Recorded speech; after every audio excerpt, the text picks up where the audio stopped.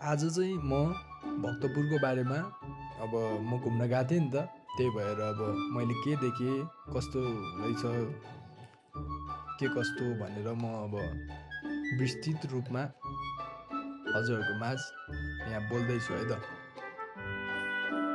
यो धेरै पुरानो, धेरै पहिलादेखिको दरबार हो है, मन्दिरहरू पनि। अनि भक्तपुर पहिल्यैदेखिको एउटा अ, ठाउँ हो भनौँ न, जुन अहिलेसम्म पनि अब जस्ताको त्यस्तै छ अलिअलि। अनि त्यही हो, यहाँतिर साह्रै रमाइलो लाग्छ जाँदाखेरि, घुम्दाखेरि। यहाँतिरको कल्चरहरू, यहाँतिरको त पसल हेर्दा पनि ओहो यो त यस्तो नि पसल हुन्छ है जस्तो हुन्छ।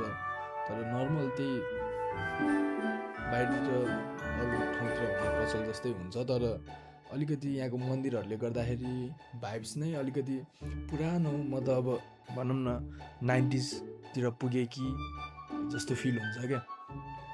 अनि यहाँ म गएको थिएँ, मेरो अब त्यही हो जहिलेको जस्तै फोटोसोटो भिडियो सिडियो खिच्नलाई होइन। अनि हल्का सिनेमेटिक टाइपको खिच्नलाई गएको थिएँ हुन चाहिँ।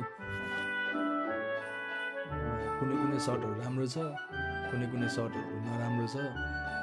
अनि जे होस् रमाइलो भयो यहाँ जाँदाखेरि।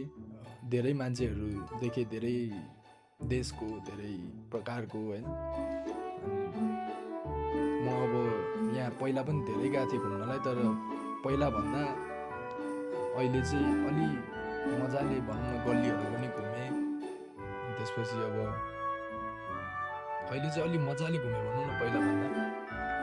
अनि यो चाहिँ अब स्क्रिप्ट नै हो। अब यो चाहिँ केही नभएर त्यत्तिकै आफ्नो